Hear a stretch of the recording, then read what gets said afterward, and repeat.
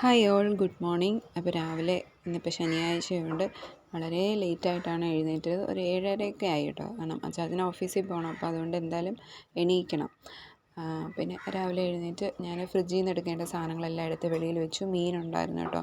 Cut ചെയ്ത് വെച്ച മീനും ഉണ്ടായിരുന്നു, അല്ലാതെ കുറച്ച് കണവ ഇന്നലെ കിട്ടിയായിരുന്നു, അപ്പോൾ അതും എടുത്ത് വെള്ളത്തിലിട്ടിട്ടുണ്ട്. അത് കഴിഞ്ഞ് ഞാൻ അച്ചാച്ചനുള്ള ചായയൊക്കെ ഇട്ട് മാറ്റി വെച്ചു. ഇനി പിള്ളേർക്കുള്ള പാലും എല്ലാം റെഡിയാക്കി വെച്ചതിന് ശേഷം ഇന്ന് ബ്രേക്ക്ഫാസ്റ്റ് നമുക്ക് ഗോതമ്പ് ദോശയാണ് കേട്ടോ. അപ്പോൾ ഈ മാവിനകത്ത് ഞാൻ ഗോതമ്പ് മാത്രമല്ല, കുറച്ച് മൈദയും കൂടെ ചേർക്കും കേട്ടോ. അതും കൂടെ ചേർത്ത് ഉപ്പൊക്കെ ഇട്ട് കലക്കി റെഡിയാക്കി വെച്ചിട്ടുണ്ട്. ഇതിൻ്റെ കൂടെ കഴിക്കാനായിട്ട് നമ്മൾ നോർമൽ ഒരു ചമ്മന്തിയാണ്. കുറച്ച് ഉള്ളിയും മുളക് പൊടി ഉപ്പും മാത്രം ഇട്ട് റെഡിയാക്കിയ ഒരു ചമ്മന്തി. അത് കഴിഞ്ഞ് ഞാൻ മീൻകറി റെഡിയാക്കി. അത് കഴിഞ്ഞ് കണവ ക്ലീൻ ചെയ്ത് കണവയും റെഡിയാക്കി കേട്ടോ. ഇന്നെല്ലാം വളരെ പെട്ടെന്നായിരുന്നു. കാരണം 10-11 മണിയാകുമ്പോഴത്തേന് 11:30 ആകുമ്പോൾ നമുക്ക് സ്കൂളിൽ പോകണം.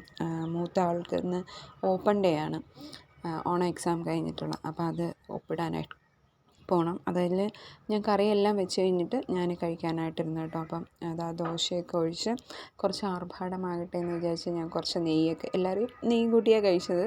ഞാനങ്ങനെ പ്രത്യേകിച്ച് നെയ്യ് അങ്ങനെ ഒഴിക്കാറില്ല ഇതിനകത്ത്. അരിദോശയിലാണ് കൂടുതൽ ഒഴിക്കാറ്. അങ്ങനെ കുറച്ച് കണവയും മീൻകറിയൊക്കെ എടുത്ത് കഴിക്കാനായിട്ടിരുന്നു കേട്ടോ. അപ്പോൾ ഓക്കെ, ബൈ.